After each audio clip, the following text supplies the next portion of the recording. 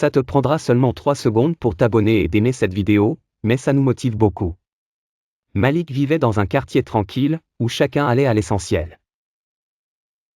Issu d'une famille modeste, il avait appris très tôt que l'apparence ne nourrissait personne.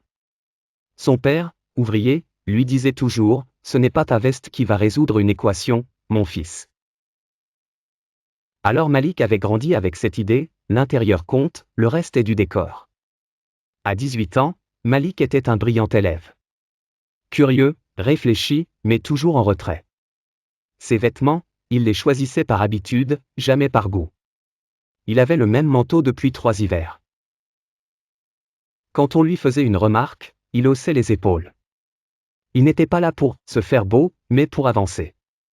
Un jour, son professeur principal l'inscrivit à une conférence nationale, Jeunesse et Leadership, un rassemblement de jeunes talents venus de toute la France. Un honneur. Malik hésita. Il n'était pas certain d'être à sa place. Mais poussé par son professeur, il accepta.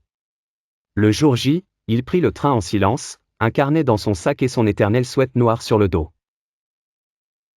À son arrivée, il entra dans un grand hall vitré où tout brillait, les sols, les lumières, et même les visages. Les autres jeunes étaient bien habillés, pas pour frimer, mais avec goût. Il vit des vestes ajustées, des chaussures propres, des visages soignés. Aucun n'avait l'air superficiel. Ils semblaient simplement alignés avec eux-mêmes. Malik sentit un malaise. Il se glissa dans un coin de la salle, le regard fuyant. Il assista aux conférences, prit des notes, mais se sentit de plus en plus invisible. Lors d'une pause café, alors qu'il relisait ses notes, une femme s'approcha. Elle portait un tailleur simple, des lunettes cerclées de bois, et un regard doux. « Bonjour, je m'appelle Lilia. J'ai vu ton regard attentif pendant l'atelier.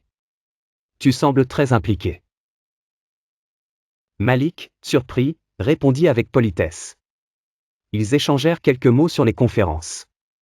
Puis, avant de partir, elle dit doucement, « Tu sais, être beau n'est pas une question de frimer. C'est une question de respect de soi. » Elle sourit et s'éloigna. Ces mots restèrent. Le soir même, dans le train du retour, Malik les revit en boucle. Il comprit que se négliger n'était pas un acte d'humilité, mais parfois une manière de s'effacer. Ce n'étaient pas les autres qui l'excluaient. C'était lui qui ne s'autorisait pas à occuper sa place. Le lendemain, il se leva tôt. Il ouvrit son armoire et prit le temps de choisir. Il ressortit une chemise qu'il n'avait pas mise depuis des mois. Il lava ses baskets, coiffa ses cheveux.